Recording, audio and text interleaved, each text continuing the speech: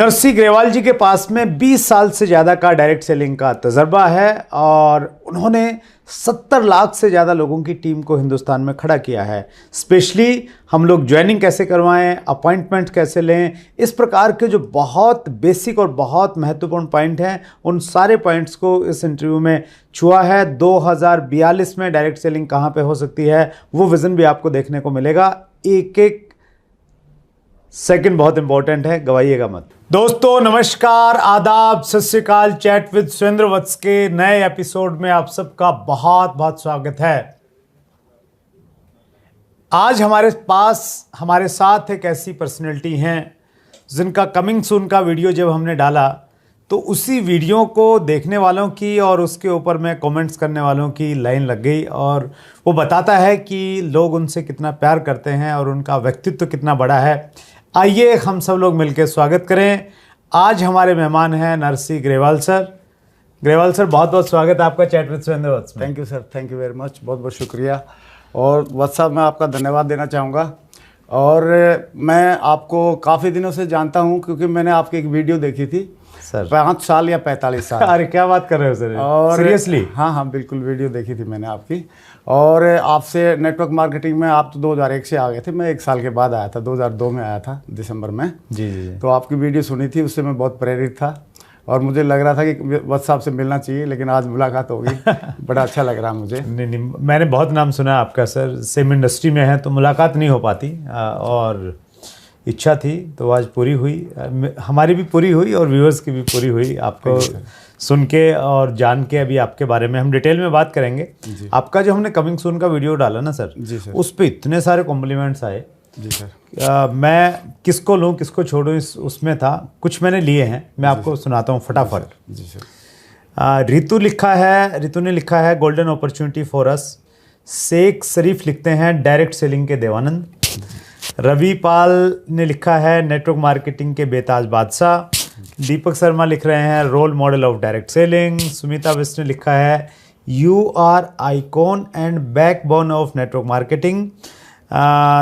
छविकांत मिश्रा लिख रहे हैं अद्भुत यह हुई ना बात। महेश यादव लिख रहे हैं most awaited episode. Varun Sharma लिखते हैं wow historical event going to held. MLM history creators लिखते हैं it is really great news. Budharam Raika लिखते हैं pure soul of network marketing. Pawan Gauri लिखते हैं डायरेक्ट सेलिंग के गॉड फादर। और रमेश कुमार ने लिखा है role model of real networkers. Ravi Maidan ने लिखा है जैसे बरसों से प्यासी ज़मीन को बारिश का इंतज़ार होता है, हर काली अंधेरी रात को सूरज की पहली किरण का इंतज़ार होता है, उसी तरह महागुरु श्री नरसी ग्रेवाल जी आपका हमें इंतज़ार है। और लास्ट में ताराचंद चौधरी ने लिखा है जमाकती लठ गाड़ दिया sir. Thank you sir, thank you very much. ये व्यूवर्स का प्यार है और मैं तो आपका बहुत बहुत धन्यवाद देना चाहूँगा कि आपने इन सारे लोगों से रूबरू होने का एक मौका दिया है। बहुत बहुत शुक्रिया वत्स साहब। और रियली में आप जो कर रहे हैं इंडस्ट्री के लिए तो मतलब सीना चौड़ा हो जाता है क्योंकि आप हरियाणा से हैं, तो उस चीज़ को लेके भी मेरे को लगता है कि आप बहुत बढ़िया काम कर रहे हैं और बहुत सारे लोगों की आप सेवा कर रहे हैं। Thank you very much. ये प्रयास था नरसी सर, एक हमने शुरुआत किया था, लेकिन आप जैसे लोगों ने इसको अप्रिशिएट किया।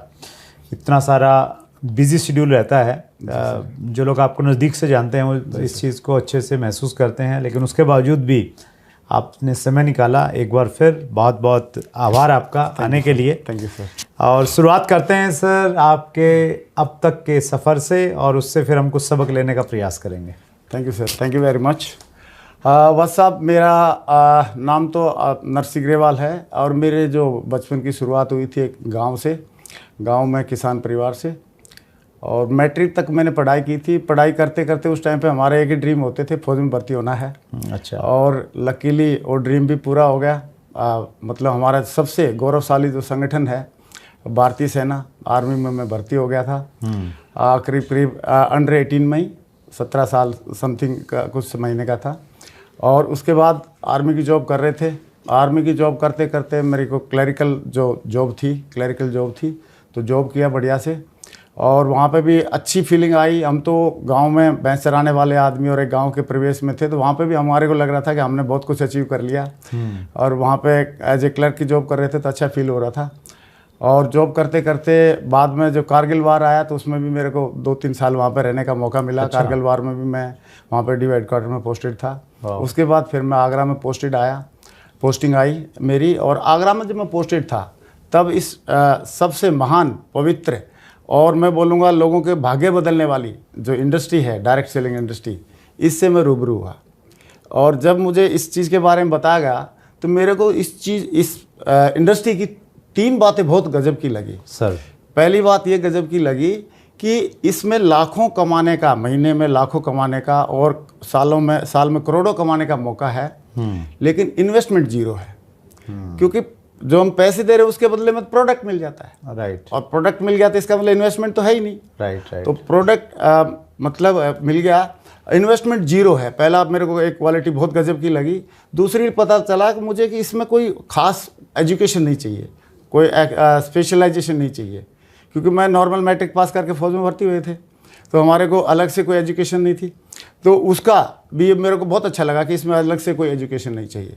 और तीसरी बात मेरे को बहुत बढ़िया लगी इसमें कि इसमें कोई प्रीवियस अनुभव की भी ज़रूरत नहीं है। आप जैसा है, मेरे पास जैसे क्लरिकल जॉब का अनुभव था या फौज की एक्टिविटी करने का अनुभव था, तो वो अनुभव के साथ भी मैं इसमें काम कर सकता हूँ।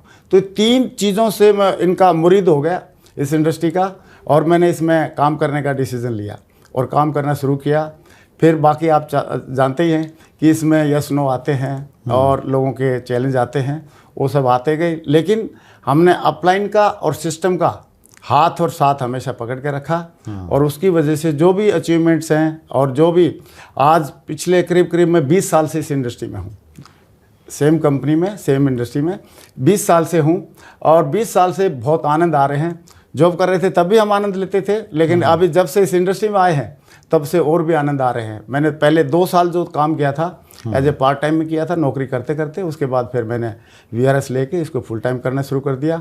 और अभी मुझे फौज में जो जॉब किया था मैंने 19 साल करी थी, लेकिन इस डायरेक्ट सेलिंग इंडस्ट्री में मेरे अभी 20 साल हो चुके हैं। क्या बात है, वंडरफुल सर। आपकी कहानी से हम लोग ये सबक ले सकते हैं कि लाइफ में जब अपॉर्चुनिटी मिले तो हमें उसको ग्रैब करना चाहिए, जैसे आपने नौकरी करते करते इसको पकड़ लिया था। जी। दूसरा एक मैसेज ये भी मिलता है सर, आप 20 साल से एक ही कंपनी में हैं जी, तो वो अगर हम लोग एक अच्छी कंपनी के साथ में लगातार काम करेंगे तो ही हमें आउटपुट मिलेगी, और इतना बड़ा नाम और इतना बड़ा सम्मान जो कॉम्प्लीमेंट्स में अभी हमें दिखाई दे रहा था, तो वो तभी मिलता है जब हम स्टे करते हैं एक जगह। और तीसरी चीज़ आपने ये बोली सर कि अपलाइन का और सिस्टम का साथ हमेशा रखा। तो ये 3 मोटे सबक सभी व्यूअर्स ले सकते हैं नरसिंह ग्रेवाल सर की कहानी से। आप सर 20 साल से इंडस्ट्री में हैं जी। अगले 20 साल बाद आप इंडस्ट्री को कहाँ देखते हैं? 2042 में इंडियन डायरेक्ट सेलिंग कहाँ? जी। Thank you very much sir. और ये सवाल मेरे बड़े दिल के करीब है सर। एक्चुअली मैंने जब इस इंडस्ट्री में आया था तो मेरे को इसके बारे में पढ़ने का, इस इंडस्ट्री के बारे में पढ़ने का और इस इंडस्ट्री के बारे में सुनने का बड़ा शौक था। मेरे को किसी डायमंड्स की या किसी अचीवर की CD मिल जाती थी या कोई बुक मिल जाती थी इससे रिलेटेड, नेटवर्क मार्केटिंग इंडस्ट्री से रिलेटेड, तो मैं बहुत इंटरेस्ट लेके पढ़ता था। तो मुझे एक CD मिली थी और उस टाइम पर 98 में वो रिकॉर्डिंग कर रखी थी। तो 98 में एक अचीवर आए थे बाहर से, फॉरेन कंट्री के कोई डायमंड थे। उन्होंने बहुत अच्छे तरीके से बताया था, वो मेरे दिमाग में बिल्कुल आज तक भी सेट है। उन्होंने बोला था कि अभी जो डायरेक्ट सेलिंग इंडस्ट्री में काम करेंगे, उस टाइम पे लोगों के लिए 98 में लोग नॉर्मली स्कूटर बाइक होना भी बड़ी बात थी, कार वार लोग रखते नहीं थे। तो उन्होंने बोला था कि वो जो अभी डायरेक्ट सेलिंग इंडस्ट्री में काम करेंगे, मतलब 1990 से लेके 2000 तक वो लोग अल्टो या छोटी मोटी कार ले सकते हैं, ले लेंगे। और जो लोग 2000 से लेके 2010 तक काम करेंगे, वो आने वाले टाइम में होंडा सिटी या और बड़ी वर्जन की कार है, वरना ऐसी करके मेंटेन करेंगे। और फिर उन्होंने बोला कि 2010-11 से लेके और 2020 तक ऐसा समय आएगा कि लोग अपनी नेक्स्ट जो लेवल की जो गाड़ियां हैं, प्रीमियम कार हैं, मर्सिडीज़, BMW, ऑडी, जगुआर, ये सारी कार मेंटेन करेंगे।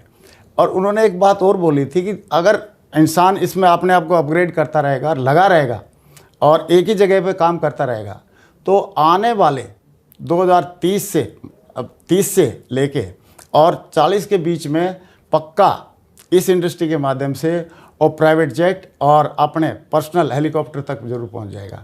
तो ऐसी मुझे लगता है कि आने वाले 2030 के बाद से 30 से 40 के बीच में इस इंडस्ट्री के माध्यम से बहुत सारे ऐसे अचीवर्स रहेंगे जो अपने प्राइवेट जेट मेंटेन करेंगे, प्राइवेट अपने हेलीकॉप्टर मेंटेन करेंगे, ऐसा मुझे लगता है। That's great sir. बिल्कुल, मैं एक चीज़ और ऐड करना चाहूँगा। please। हमारे एपिसोड नंबर 91 में हमारी मेहमान थी रीमा विरदी जी जी।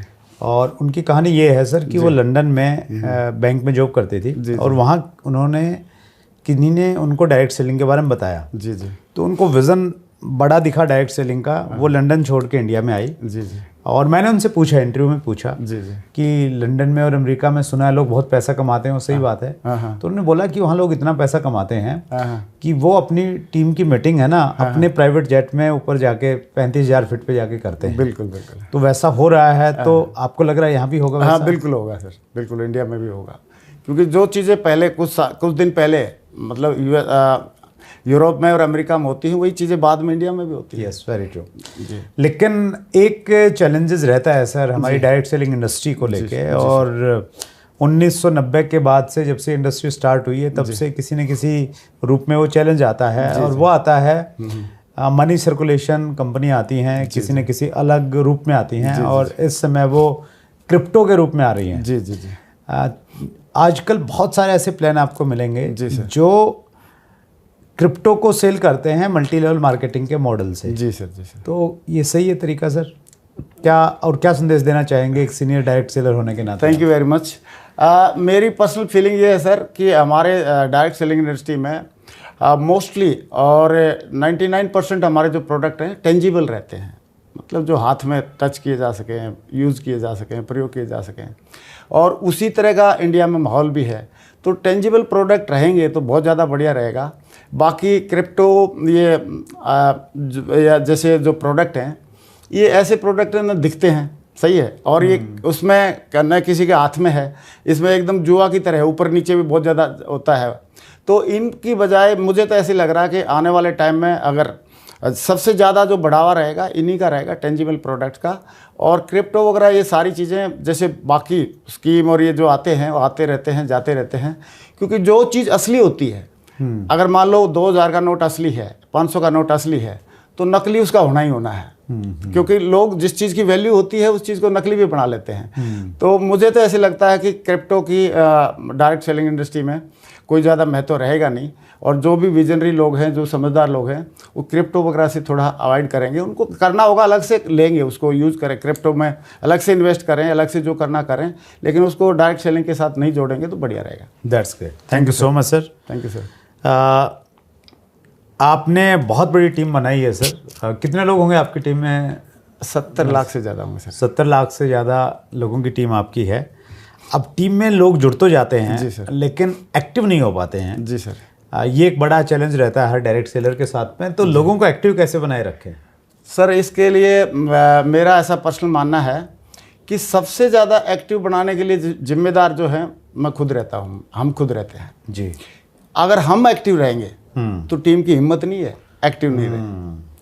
हम अपने आप को एक्टिव रखें, पूरी तरह से 100% फोकस रहें, पूरी तरह से सिस्टम को फॉलो करें, सिस्टम जो बोलता है टाइम टू टाइम वो सारी एक्टिविटी कंडक्ट करें, अपलाइन के माध्यम से हमेशा थर्ड पार्टी करते रहें। टीम की क्या हिम्मत एक्टिव नहीं रहेगी, उसको रहना पड़ेगा, क्योंकि हम भी तो एक्टिव है आज, और हम अगर एक्टिव है तो हमारी टीम भी एक्टिव है। हाँ, और हम इनएक्टिव हो जाएं और सोचे कि टीम वाले लोग काम करेंगे तो फिर वो संभव है नहीं, डुप्लीकेशन का बिजनेस है। उसके लिए तो मैं डायलॉग एक यही बोलूँगा सर, ना मुन्ना ना, ऐसे नहीं होता है कि आप सोते रहो और टीम एक्टिव रहे, ऐसे नहीं। ऐसा संभव नहीं। जी sir. That's great, wonderful sir. Thank you sir. आपका चूंकि बड़ा लंबा एक्सपीरियंस है सर, 20 साल से आप तो एक ही कंपनी में हैं। जी सर। लेकिन ऐसा हुआ होगा आपके साथ में भी कि आपकी टीम में जो लोग थे वो छोड़ के चले गए, और एक ऐसा कल्चर सा भी हो गया है पिछले कुछ दिनों में, कुछ लोगों ने इंडस्ट्री को बड़ा ख़राब किया है कि एक जगह काम करते हैं फिर दूसरी जगह चले जाते हैं, और बहुत सारी कहानियाँ चलती रहती हैं, और छोड़ के जाते हैं तो फिर वो वीडियो बनाते हैं, कहानी बनाते हैं कि भाई मैं क्यों छोड़ के चला गया, क्या प्रॉब्लम्स हैं, और 5-7 साल से तो प्रॉब्लम नहीं थी, फिर वो अचानक सारी प्रॉब्लम दिखने लग जाती हैं। तो लोग क्यों छोड़ते हैं कंपनीज? आपका एक्सपीरियंस क्या कहता है? थैंक यू सर, बहुत बढ़िया क्वेश्चन है, और ये क्वेश्चन दरअसल हमारे को बीच बीच में फेस होता है, हमारे को भी समझ में आती है, कई सारे लीडर्स पूछते हैं हमारे से तो मेरा ऐसा लगता है, मुझे ऐसे लगता है पर्सनली कि क्यों लोग इसलिए छोड़ते हैं। नंबर एक तो कुछ लोग वो छोड़ते हैं जो कुछ कमा नहीं पाते, कर नहीं पाते, तो उनको लगता है जब यहाँ कुछ नहीं मिल रहा तो और कहीं ट्राई करके देख लेते हैं। यानी कि उसको हम बोल सकते हैं सिंपल भाषा में कि तो नहीं कुछ कर पा रहे और उनको लगता है दूसरी जगह कुछ कर लेंगे। तो एक तो वो कारण हो सकता है।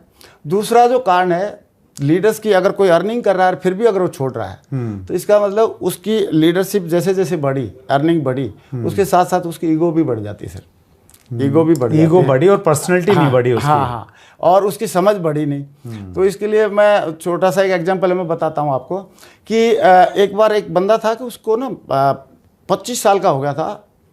उस टाइम पे भी उसको अंधेरे से डर लगता था। अच्छा। और जब छोटा था तब भी अंधेरे से डर लगता था। तो छोटा था तो उससे पूछते थे बेटा क्यों डरता है, तो वो बोलते थे बोला मुझे ना हाउ, अंधेरे में हाउ है, हाउ खा जाएगा। तो जब 25 साल का हो गया तो उससे पूछने लगा भाई अभी तो बड़ा हो गया, अभी क्यों डर रहा है? तो उसने बोला साहब मैं तो बड़ा हो गया लेकिन हाउ भी तो बड़ा हो गया होगा। तो उनकी क्या होती है, खुद जैसे जैसे अचीवमेंट बड़े होते हैं तो अपने साथ साथ हाउ को बड़ा कर लेते हैं, अपनी ईगो को बड़ा कर लेते हैं। बल्कि उस टाइम पे समझ को बड़ा करना चाहिए। उन्होंने जिस इंडस्ट्री ने, जिस कंपनी ने उनको इस काबिल बनाया, इस लेवल पे पहुंचाया, उसके लिए कृतज्ञ रहना चाहिए, ग्रेटफुल रहना चाहिए और उसके प्रति अच्छी भावनाओं के साथ लगातार काम करना चाहिए। उस टाइम पे वो अपने हाउ को बड़ा कर लेते हैं, यानी कि ईगो को बड़े कर लेते हैं। इसकी वजह से यानी जिसका नहीं चल रहा है वो जाए तो बात समझ में आती है कि चलो चला गया, लेकिन जिसको इनकम आ रही है तो उसको कहीं ना कहीं वो कृतज्ञता वाला भाव रहना चाहिए। बिल्कुल सर, दैट्स ग्रेट सर। देखिए हमारी इंडस्ट्री बहुत अच्छी है जी सर, और इंडस्ट्री का एक दूसरा पक्ष भी है जो लोग इसको नहीं जानते जी सर, वो इसको बहुत ख़राब भी मानते हैं। जी सर, जी सर। और डायरेक्ट सेलिंग को अगर हम और अच्छा बनाना चाहें, जी सर, एक डायरेक्ट सेलर है जी सर, वो ये चाहे कि मैं कंट्रीब्यूट करना चाह रहा हूँ इंडस्ट्री को अच्छा बनाने के लिए, तो वो क्या कर सकता है सर? बहुत बढ़िया question sir, thank you very much. Sir direct selling को हमने और अच्छा बनाना है और इसमें कंट्रीब्यूट करना है, तो मुझे ऐसे लगता है कि हमें सबसे पहले तो हमको खुद को अपने आप अच्छा इंसान बनाना चाहिए। Right sir. खुद को, क्योंकि लोग हमको देखेंगे, खुद को अच्छा इंसान बनाएं और एक काम जरूर करें, इसमें सक्सेस होकर दिखाएं। क्योंकि आपकी सक्सेस को देख के बहुत सारे लोग मोटिवेट होने वाले हैं, बहुत सारे लोग प्रेरणा लेने वाले हैं, इंस्पिरेशन लेने वाले हैं।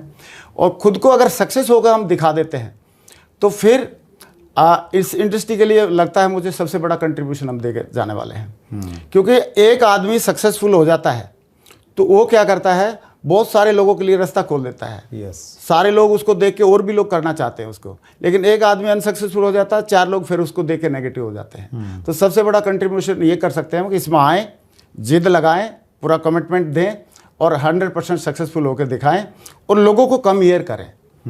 हमने एक पिक्चर में एक एग्जाम्पल सुना था हमने कि एक बार वो मुन्ना भाई को सर्किट जी बोलते हैं कि भाई आपको अंग्रेजी आती नहीं, आप लंदन जाओगे तो कैसे अंग्रेजी बोलोगे? तो उसने बोला नहीं आती भाई। बोला कितनी आती है? बोला आप टेस्ट ले लो। बोला हाँ ले। तो उस सर्किट ने पूछा मुन्ना भाई से आप किसी आदमी को वहाँ से यहाँ बुलाना है तो क्या करोगे भाई? तो बोला उसको मैं बोलूँगा कम ईयर। तो फिर पूछा कि आप ये बताओ अगर वो बंदा वहाँ चला गया और उसको फिर बुलाना है तो कैसे बुलाओगे? मतलब वहाँ चला गया तो वहाँ भेजना है उसको तो कैसे भेजोगे? तो बोला मैं वहीं चला जाऊंगा और बोलूँगा कम ईयर। सही है। तो इसमें हम खुद सक्सेस लें और एक अच्छा इंसान बने और इसमें लोगों को फिर कम ईयर करें ताकि लोगों के लिए हम रियल इस इंडस्ट्री की सेवा कर पाएंगे। ऐसे मुझे ऐसे लगता है। वंडरफुल, सक्सेस का एग्जांपल बने। Thank you sir. Right sir, wonderful sir.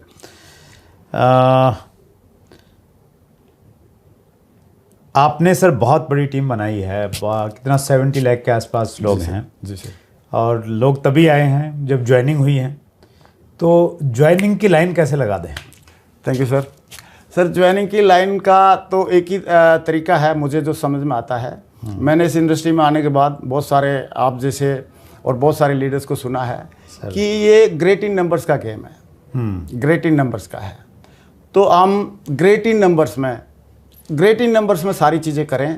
अगर हमने लिस्ट बनानी है तो ग्रेट इन नंबर्स में बनाएं, ज़्यादा नंबर में बनाएं। अगर प्लान दिखाने तो ज़्यादा नंबर में कराएं, फॉलोअप करने तो ज़्यादा नंबर में कराएं, कोर बनाने तो ज़्यादा ग्रेट इन नंबर्स में करें। और हमारे को जो सिस्टम की जो एक्टिविटी सजेस्ट की जाती है या जो हमारे सिस्टम हमको रिकमेंड करता है वो सारी ग्रेट इन नंबर्स में हो। चाहे टूल्स का प्रमोशन है तो ग्रेट इन नंबर्स में हो। तो अगर ग्रेट इन नंबर्स में हम सारी चीज़ें करेंगे तो लाइन भी हमारे पास ग्रेट इन नंबर्स हो जाएंगे। इसको सिंपल भाषा में बोलता हूँ, कई लोग बोलते हैं सर कितनी प्लान दिखाएं।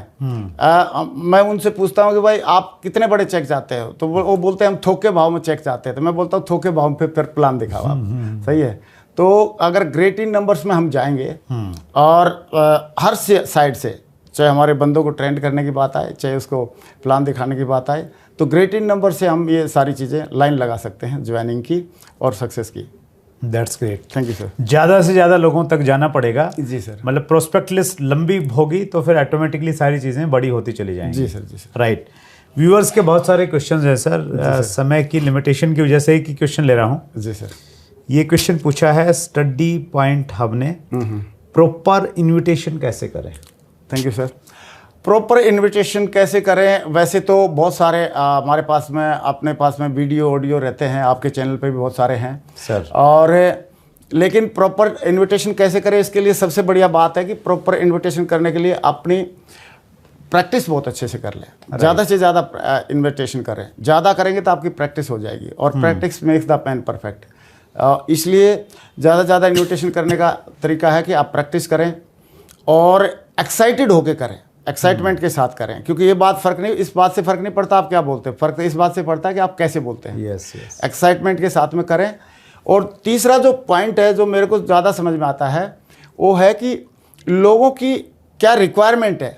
जिसको भी हम इनवाइट कर रहे हैं उसकी रिक्वायरमेंट क्या है, उसको चाहिए क्या, या उसके जीवन में हम क्या वैल्यू ऐड कर सकते हैं, उस चीज़ को ध्यान में रख के उसको बता के इनवाइट करेंगे तो ज़्यादा अच्छा इनविटेशन हमारे साथ में होगा। और हमारी जो भावना जो रहे लोगों को जिनको हम इनवाइट कर रहे हैं, हमारी भावना ये रहे कि मैं इसकी ज़िंदगी बदलने जा रहा हूँ, मैं इसके परिवार में खुशियाँ देने जा रहा हूँ, और मैं इसको इस बिज़नेस में एक आइकॉन बना के दिखाना चाहता हूँ। तो ऐसी अगर भावना के साथ हम इनवाइट करेंगे तो बाकी इनविटेशन करने के जो तरीके हैं और उसमें रहता है, जैसे क्लियर द नाइट रहता है, इनविटेशन करने से पहले उसकी अगर हमने नीड पहचान ली, उसकी रिक्वायरमेंट पहचान ली और उसका हम सॉल्यूशन बताएंगे तो उसके कान खड़े हो जाएंगे और क्यूरियोसिटी उसकी जग जाएगी। और वो हमारे साथ में जब भी हम जहाँ पे 1-to-1 के लिए या हॉल मीटिंग के लिए जहाँ हम इनवाइट करेंगे वो मुझे लगता है खुशी खुशी आ जाएगा। That's great, wonderful sir. आपका 20 साल का जो अनुभव था, आपने 20 मिनट में तो उसको समेटा नहीं जा सकता, लेकिन हमने प्रयास किया और आपने बहुत एकदम टू द पॉइंट और बहुत स्टिक बात की है सर। आपने समय निकाला ग्रेवाल सर, दिल की गहराई से पूरे व्यूअर्स की तरफ से बहुत बहुत आभार। और हम लोग उम्मीद करते हैं सर, जिस प्रकार आप कंपनी की सेवा करके आपने कंपनी को इतना बड़ा बनाया है, उसी प्रकार से इंडस्ट्री की सेवा का जब जब मौका मिलेगा हम आपको याद करेंगे। बिल्कुल सर। और पूरे अधिकार के साथ आपको बुला लेंगे सर। जी सर।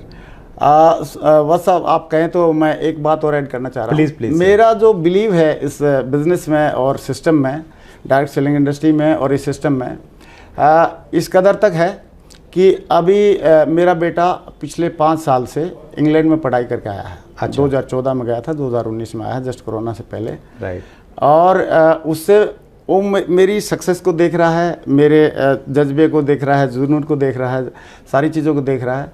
तो इन सारी चीज़ों को देखने के बाद मैंने पूछा, बेटा अभी क्या करोगे? बोले पापा पूछने की बात है क्या, आप जो कर रहे वही करेंगे। अरे क्या बात है, वंडरफुल। तो अभी मेरा बेटा भी इसमें आ गया है, तो is ready to take over as a next generation. वो टेक ओवर कर रहा है और बोल रहा है कि पापा आप बताओ, चार्ज दे दो, आई विल टेक केयर। तो ऐसे करके बस मैं ये बताना चाह रहा था कि नेक्स्ट जनरेशन आपकी सक्सेस को देख के, हमारी सक्सेस को देख के नेक्स्ट जनरेशन भी आपके साथ आए, ऐसा काम मतलब करने का डिसीजन हमको लेना चाहिए। थैंक यू सर, बहुत बहुत। That's great, wonderful sir, thank you very much. और हमारे व्यूअर्स की तरफ से ये एक छोटा सा उपहार थैंक यू आपके लिए sir. Thank you very much. Thank you very much. Thank you sir. Thank you sir. So ये थे Narsi Grewal ji, direct selling industry में बहुत बड़ा नाम है, 20 साल से ज़्यादा तजर्बा। प्रयास किया हमने 20 मिनट में आपके सामने उपस्थित करने का। अगले मंगलवार को रात्रि 8 बजे फिर एक बड़ी शख्सियत से मुलाकात होगी। अपना ख्याल रखिएगा। चैनल को अगर सब्सक्राइब नहीं किया है तो नोटिफिकेशन कैसे आपके पास में आएंगे, ज़रूर कीजिएगा और लोगों को करवाइएगा, ताकि उनको डायरेक्ट सेलिंग का सही एजुकेशन, सही ज्ञान और सही जानकारी एक साथ एक मंच से मिले। बहुत बहुत धन्यवाद। अगर आपने अभी तक chat with Surendra Vats channel को सब्सक्राइब नहीं किया है तो अभी सब्सक्राइब करें और बेल आइकन दबाना ना भूलें, जिससे आपको आने वाली सभी वीडियोस की अपडेट सबसे पहले मिले और हमारी किसी वीडियो को मिस ना करें। वीडियो को ज्यादा से ज्यादा शेयर और लाइक करके अपना प्यार जरूर दें।